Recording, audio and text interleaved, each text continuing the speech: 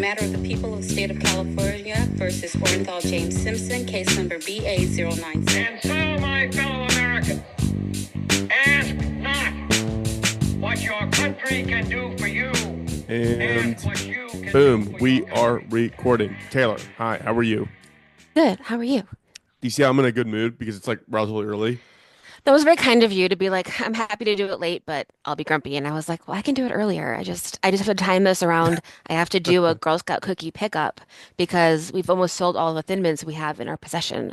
So we need to get more Got to get more. between 5 and 7. So that's my only thing. I was actually going to text you. I deleted the text I was going to send you. What I was going to send was like, hey, I'm fine, like recording whenever because I don't have to navigate a bunch of like kid schedules. But I was like, does that sound kind of like bitchy if I say that? And I was like, maybe I shouldn't say that. That sounds rude. No, that's fine. Let me introduce us, then we tell you why I'm Oh, exhausted. great. Because I have a family. Welcome to Doomed to Fail. We're the podcast that brings you history's most notorious disasters, epic failures, and interesting stories twice a week. And I'm Taylor, joined by Farz. I'm Farz. No, I didn't mean like I intended in a wrong bad way. I meant more like, is she gonna hear that and be like, oh, is he flexing because he like has free time and I have less of it? Like, you know what I Bro, mean? I hear you. I remember when I had free time and I was like, I'm busy. Like, give me a break. Person with no children. Busy what? Going to brunch? But Cool. not that my family doesn't let me sleep in because they do. No, but yesterday I did softball tryouts all morning, which was fun. And then I came home and then we did Girl Scout cookies. And like I live on the top of a really steep hill, so I like dragged a freaking wagon of Girl Scout cookies for a while, and my legs hurt. Oh We're wow. good. All right, you get a little workout and then I did. I did. It was definitely the most activity I've done in a long time because I was doing sports. sweet. Cool. So should we go ahead and kick off a fun, intriguing, enticing, enthralling tale? Yes. Am I kicking us off with the tale? Yes. I will kick the tail. Okay. So, we do like to keep this story evergreen, but I will say I was inspired. Sounds bad to say. The accident that happened over the Potomac this past week is like the reason why I did this story. Oh my God, I am really inching towards not being able to fly again. And I Taylor, only laugh because there's nothing else I can do. I'm literally flying into Reagan. Into Reagan, I know. But also, I was thinking that if you died, we'd get a ton of downloads. You would do so good. If I died, you will crush. I'm gonna be so proud of you. Oh my God, thank you. I probably would stop recording and do something on my own, but I would leave this in the archives for people to revisit to remember you. I'm crying. I'm so sorry. Hopefully, I'll make it okay. Fingers crossed. I'm really Okay, rooting here. you will. But Christ, tell me a terrible story about flying. Why Okay, not? so that's what we're gonna do. We're gonna talk about a midair collision that occurred Uh, in 2002. It was like multiple tragedies in one, and there was like a weird reasoning behind why it happened. And there's a big thing that changed as a result of this happening that was great, that we're all really happy for. You know what I always think of? Do you remember in Fight Club when there's a mid-air collision? Yes. That's what I think of all the time when I'm on a plane. It's super healthy. Yeah, I actually sometimes have watched plane crash, like Mayday, like air disaster shows while I'm on a plane and was like, given what I look like, I probably need to stop doing that. And so I haven't done that in a few years. But That's fair. That's fair. Oh my God. so we're gonna be discussing a thing called the Überlingen mid-air collision. Very, very German. So like I said, this is interesting because it's a case where people kind of like did what they were supposed to do. Like nobody was like messing up entirely, and then a horrible, horrible tragedy hits, but then another tragedy hits like years after that's related to this that was like unexpected and like very true crimey. So Excited. we're gonna talk about the accident, why it happened, how it happened, and the after effects. So several things we're gonna go over here. First things first, I need you to focus on is there's two planes involved. We're going to talk about them as plane one and plane two. Okay. So plane one is a commercial jet. It's carrying passengers. It has 60 passengers, 9 crew. And What? this was, say again. It feels like a lot of crew. Keep going. Yeah. Well, this is, I mean, so the plane itself was what's called a Tupolev. It's like a Russian plane, and so I think this is one of those ones that has like a flight engineer and then like a whatever, Mm-hmm. like people like working behind you. It's basically the equivalent of like their version of a 737. This flight, unfortunately, was privately chartered to carry 46 children and their chaperones on a trip to Spain from Moscow. Not good. Not a good start. Then we have plane two, which is a freight plane that is operated by DHL. That's a Boeing 757, and that's going from Italy to Brussels to Belgium. Sorry, Okay. Belgium Brussels is and in Welp. Brussels. It's going from Italy to Belgium. Okay, and that's not very far. Not very far. Okay. This plane only contains two people, the pilot and the co-pilot. That's it. Oh, So we have plane one, passengers, tons of kids, tons of parents. Plane two, two guys flying a DHL plane. Got it? mm-hmm. Okay. Here's the visualization part. So plane one is going from Moscow and it's flying mostly east, but somewhat south to get down to sunny Spain. Got it? West. East. Where's Sorry, Moscow? you're sorry, west. Yeah, Okay. sorry. I'm envisioning the world map for you. I think Moscow's here. I think Spain is here. Yes, Okay. yes, it's going west. I'm gonna update that in my outline later when we're done. So, just tiny little detail that's entirely consequential, given location is the most important part of the story. Could have been going all the way Um, around. I don't know.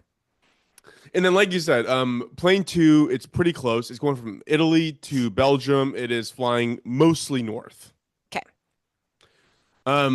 There is a lot of international boundaries that crisscross and intersect around here. So you have Italy, Switzerland, Germany, France, Belgium. I think Austria kind of makes an Mm-hmm. appearance in the mix there as well. So there's Mm-hmm. a lot kind of happening, a lot going on. And what we're going to focus on is an air traffic control station that is in charge of this flight in particular, that is based out of Zurich, Switzerland. So that's the location. Okay. This air traffic control station manages Southern German and Swiss air traffic. And so on this night, which is July 1st of 2002, there are two air traffic controllers that are managing the traffic, and they're doing so on individual monitors containing their radar systems about several feet away from each other. This is all important. It's all relevant. Okay. At some point this night, one of the ATC controllers decided to go for an extended break. And that wasn't a part of company policy, but it was common operating practice. Like managers know that people do this. Some guy would just leave and go do his own thing for hours and then come back and return to duty. Um, Around the same time this was happening, maintenance workers entered the station to inform the one working controller that they had to do maintenance work on the radar. And so the monitor that he was observing, we're going to be updating very, very slowly at this point. Okay. So at this point, I might as well tell you his name because we're going to actually get into him quite a bit. His name is Peter Nielsen. Okay. Okay. So at this point, Peter is managing plane one, the passenger plane. He is also aware of plane two, the freight plane, who are both flying at 32,000 feet and on an intersecting path, which he does not realize at this time. And I'll explain Mm-hmm. why in here in a minute. There's also another factor, which is he'd actually ordered plane one to fly 26,000 feet. They had requested to ascend to 32,000 feet. And so I think maybe he just confused, like, are they 26, 30, whatever. He just confused them essentially. Mm-hmm. Um, he had been assigned a new plane of track, which he tries to try to maintain radio contact with, but fails. He keeps trying, he can't do it, but he's on a different station when he's doing this. And he's going back and forth between his monitor and his buddy's monitor that he's covering, and looking at the plane one, then going back and looking at plane two, then looking at this other plane that he has to monitor. At one point in particular, he was basically had four planes contacting him simultaneously. He was just like, couldn't handle it. It was sensory Mm-hmm. overload.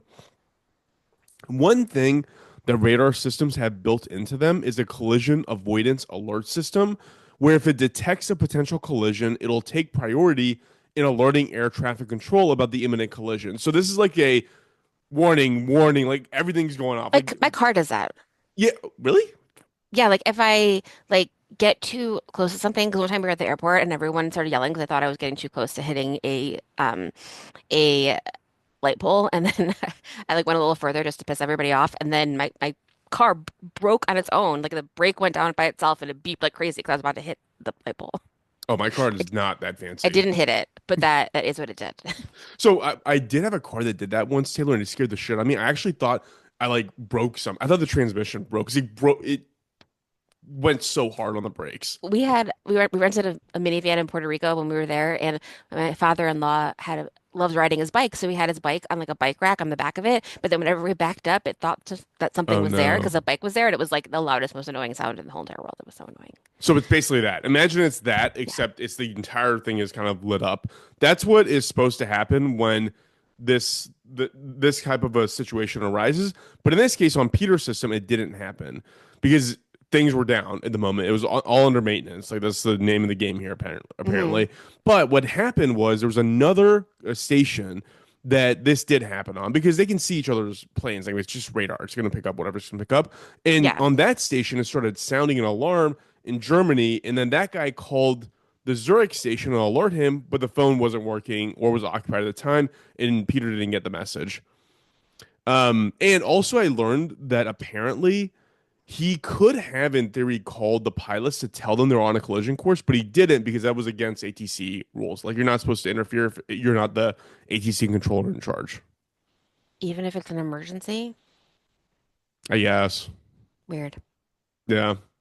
So plane one and two are on a collision course when a nifty little in-plane feature switched on called TCAS, which is an acronym that stands for Traffic Collision Avoidance System. So these are little transponders that are installed in planes, and basically they're constantly sending out a message into the open air, waiting to hit another plane with a transponder that is basically saying, "Hey, give me your altitude, give me your direction of travel. Let's figure out if we're on the same flight path or not." Hmm. And if the two transponders identify that there's a potential for collision amongst them, they issue to the pilot what is called an RA or a resolution advisory, and the other plane gets the opposite RA. So, for example, one plane gets a ascend, the other one gets a descend, like that kind of a thing. Right, because you're like, there's that extra dimension. Exactly. Yes, it Again, is three why dimensional. flying cars were never going to happen.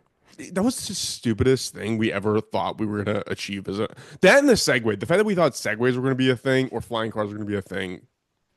Shame on us. Segways are fun, but they're not a transportation They're not a necessity in life, alternative. No. and nothing will make you look more dorky.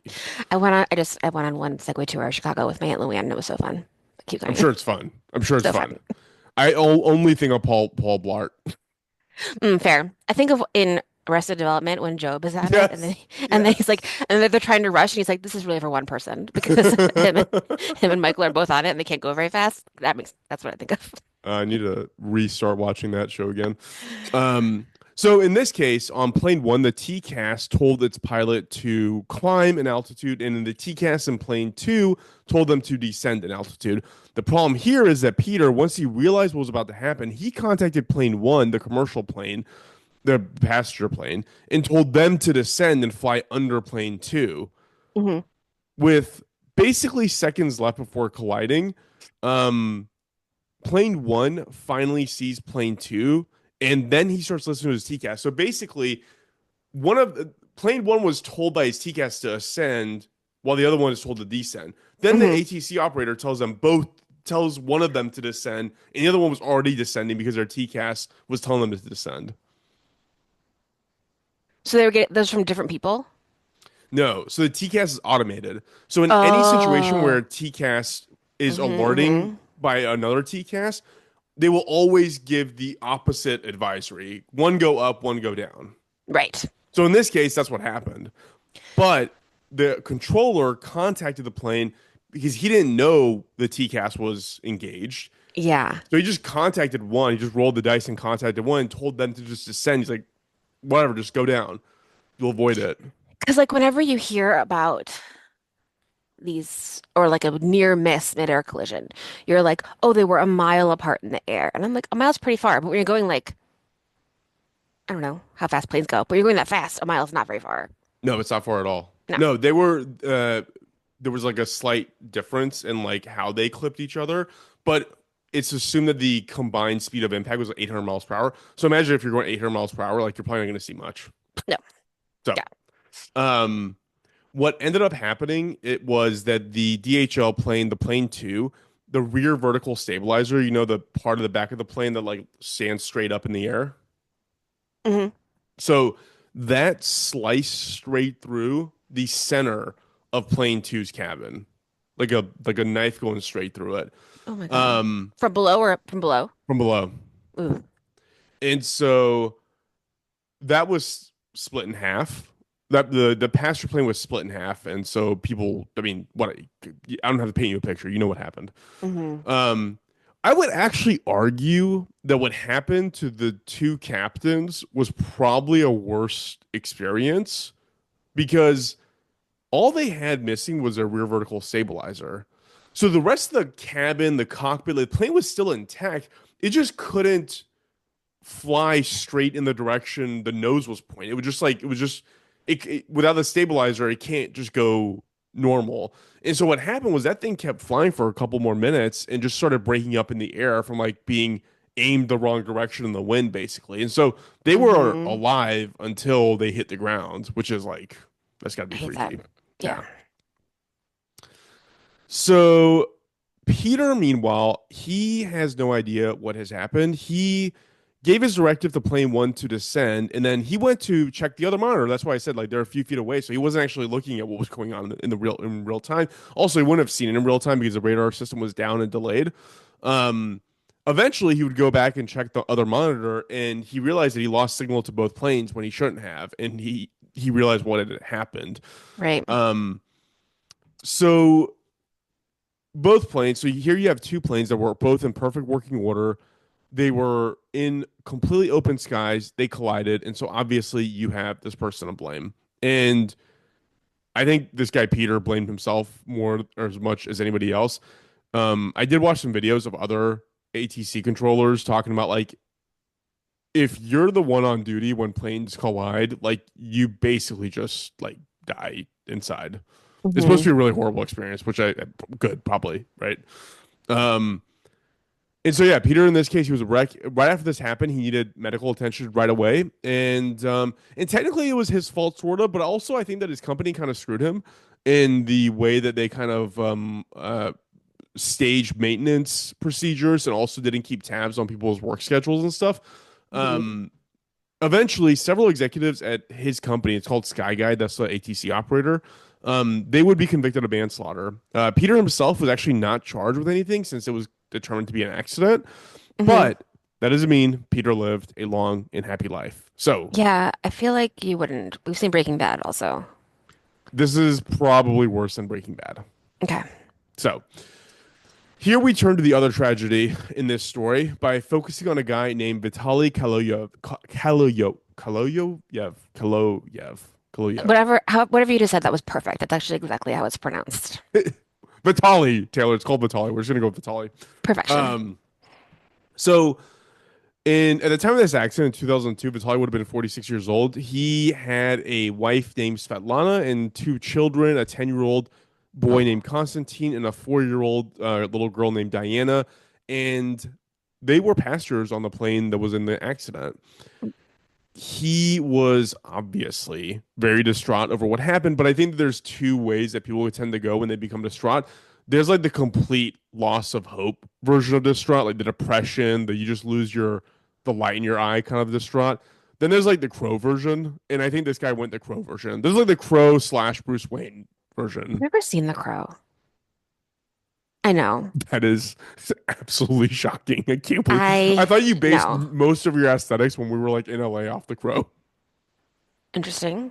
I'm gonna watch it and see how I feel about that. It's a good Note. it's a good thing. Yeah, you gotta watch it. Uh so Vitali quits his job after this accident. He was working as an architect and he joined the search for bodies, and he actually is the one who found the body of his daughter himself, which is like bad. That's Like that is terrible. horrible. I mean, oh my God, poor Like guy. she's not gonna look like a cherub. She fell 36,000 feet Where was the stuff? What's it called? Like the wreckage in Switzerland. in It landed in Switzerland. Switzerland. Yeah. Okay. He also found a pearl necklace that he gave her, like in the middle of like this guy sounds like he dedicated his life to this accident. He Yeah. actually spent a ton of his time at the gravesite, and if he wasn't at the gravesite, he was back at home where he had constructed a shrine to his family. And after nearly 2 years after the accident, he hired a private investigator to figure out where Peter lived. Then, on February 24th, 2004, he would go to Peter's house and he sat in his Mhm. garden. And then Peter would notice that this guy's sitting outside of his house. He'd go outside to see what was going on. And then his two kids would follow behind him, Peter's two kids. And all we know is that there was like a shout, a scream. Peter's wife runs outside, and like the three of them, the wife and the two kids, watch Vitaly stab him to death in front of their house. Wow. Intense, right? That is very, very intense. Whew. So Vitaly was arrested, obviously, in Switzerland, and at trial, he went to trial for premeditated murder. He would say, "quote I have been living in the cemetery for almost 2 years, sitting beside their grave." He said that his life ended the day the plane crashed, and that he wanted Peter to apologize for him. When asked why he brought a knife with him, they were like, he didn't have an answer. I don't Yeah, know. no, I'm he sure. wanted to kill him, Yeah, which I I don't know if don't. I'd buy one an apology. Yeah. He was sentenced to a surprisingly lax 8 years in prison in Switzerland, which I'm sure was delightful. I mean, a Swiss prison, do you get chocolates on your bed pillow every morning? I was gonna say I was a little worried he was gonna go to a gulag, but he didn't. He went to Switzerland, which Yeah, sounds nice. dude, Sounds if like you ever want to kill community someone, college. yeah, kill them in Yeah. Switzerland. Like, they have to give you chocolates, right? Oh no, it sounds lovely. I bet you just get to like read a lot A and little go on champagne, nice like hikes. 'Cause bring your own Switzerland's so little flute of beautiful. champagne. Yeah. Oh. So he actually only served 3.5 years before he was released from this paradise. He'd return back home to what was obviously like a hellish Russia, but he returned as a hero. So Yeah. he would later say that anyone who calls him a murderer would betray their motherland, betray their own children, and that what he did was to honor his children and protect their memories. He was a hardcore dude. Like, I kind of like Vitali. I know. I struggle with this one because like you shouldn't kill people, but also like I can easily empathize with this man's feelings. He's like that one dad who's like always like, I'll fucking kill you if you touch my, like one of those. But he like Hmm. legitimately did it. Like, Did it. and Yeah. and also I will say that from what I heard and read, the media made Peter sound awful. Like it was all on him because like Hmm. nobody's gonna blame the faceless corporation that has a maintenance window of like we're gonna take the phones down at the same time we take your radar down at the same time we're gonna Yeah. Or like like the system itself, like you can't blame it like a robot. or why don't you blame the guy that was on break? Yeah. like, there's plenty of other guys to blame, but this guy got the worst of it. Yeah. Um, Vitaly would eventually go on to remarry about 10 years later. He'd end up having twin boys. So, Oh, that's nice. yeah. And he basically lived his life as a hero. He got like the highest honors a citizen can get in his city. Like he was like the man in his city. He would eventually go on to be portrayed by Arnold Schwarzenegger in a 2017 movie called Aftermath. What? Yes, I never knew I this feel like why existed. is all of this whole story is blocked out of my consciousness? Why? It Why should don't I be know it any of should be these more things? famous, right? Oh, I see. Ooh, I feel like I may have seen this picture recently on my streaming services. It's on Prime Video. Is that okay? Aftermath. All he had left was revenge. Oh my God, I'm gonna watch this. Maybe not the first part where the plane crash happens, but maybe the second part. I mean, Arnold Schwarzenegger is kind of overkill. I mean, I assume you don't need Arnold Schwarzenegger to kill poor little Swiss Peter Nielsen. Like, Oh my God, I'm fun. just feed him like Hershey's chocolate instead of the good Swiss stuff, and he'll probably die of disappointment. Pretty fun. The story was fun. I'm glad you liked it. Well, I'm thinking like the Arnold Schwarzenegger part is fun. The budget, okay, this is why we didn't hear about this movie. The budget for this movie was $10.5 million and it only made $674,000 in the box office. Is that real? So who is in charge of advertising this film because you did a terrible job? We never knew it existed. Wow. That is remarkable. Um, Scoot McNairy played the other guy. He does look like a Scoot McNairy. Wow, that's So so sad. Yeah, so sad. yeah, yeah. And like this kind of stuff, like I mean, it's pretty rare, but it probably should be more rare that planes kind of fly into each other. Taylor, we talked about this forever ago, and then we brought this up before. And like, I'm going off like an old memory, and I know you have a pilot friend that listens to us, so I'd love to hear their perspective on this. Please, I mean, don't listen to the whole episode, but like, just write in about this point. It was something about how when the air traffic controllers striked in the 1980s, Hmm. Reagan fired everyone, and then they rehired a whole new batch of them. And then like now, the reason why flying is like getting more dangerous progressively is that they're all retiring in batches again. Yeah, yeah. And in the traffic volume between when they had to do this the first time versus now is like 50x more. So it's way more challenging. It's a different job, you know. Yeah. Yeah. Um, yeah, and I think it's not paid well enough to attract a lot of people, right? Like if it was something that was like a coveted job, but it also feels like a job that has so much I don't know. So they're not TSA responsibility, agents. Like, I mean, you they got to know? be a little better than that, right? But I mean, well, I don't know why there aren't more of them then, you know? I mean, because you could end up being stabbed by the father of the kids that died because you messed up for a split second. Do you know how many Yeah, times, I mean that's like, what I'm saying. It has a lot of responsibility. It says, okay, the median wage, it's a good job. The median wage is 137,000. That's great. But then I'm also seeing air traffic controller on ZipRecruiter for $15 an hour. I feel like that I mean, doesn't that really. doesn't sound unusual because, I mean, there's a lot of like small Yeah. airports that are like just people will find their private planes like low stakes. So, um, but if you are flying, rest assured that now Right. I was gonna ask you, mandated. what do they do to fix this? It is They do that with mandated everything. that under any circumstance you can only listen to TCAS. So Mm-hmm. if an air traffic controller tells you to do something different, ignore, listen to TCAS. So we had that going for us. I think that makes sense. Oh, except in a situation where the other plane doesn't comply, TCAS won't pick it up that the other plane isn't complying and will continue giving the same order. So what do you do? Hold on. Just hold on. That's all you got to do. Yeah. Or in this case, I mean, look, the case of the situation that happened last week, like that was a helicopter. There was no. I assume there was no. I mean, it's a military helicopter. Like I assume there's no TCAS system. Right. Like it shouldn't have that. I don't know. I don't know what that's about. Anyways, that is my story. Hope you all enjoyed it. And if you are a pilot or know about planes or know about flying or have opinions, write in. We'd love to hear them. Oh, I do NFL pod at gmail.com or on the Well, socials at do NFL pod. we are. I'm busy being nervous, but we are indeed at those Yeah, places. indeed.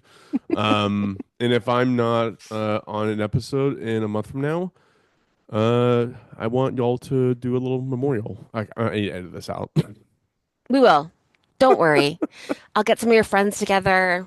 We'll talk about you. You know, It's just you and like two people sitting in a corner and sitting on a Zoom. it's gonna be me, Jay, and Rachel, and I'll be like, cool. Let people I know. This is it.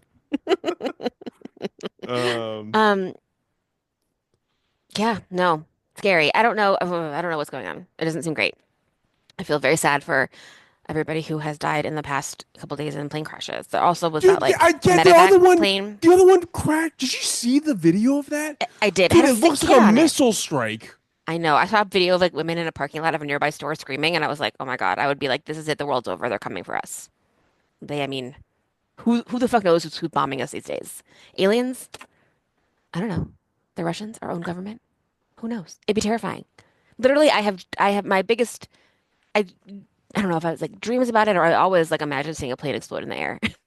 You know what? You know what? I'm going to tell you why Part that of my is, Taylor. I'm going to tell you stress. exactly why that is. Why? Tell me why. It's because we came up on a diet of Final Destination, and it's like embedded in our brain.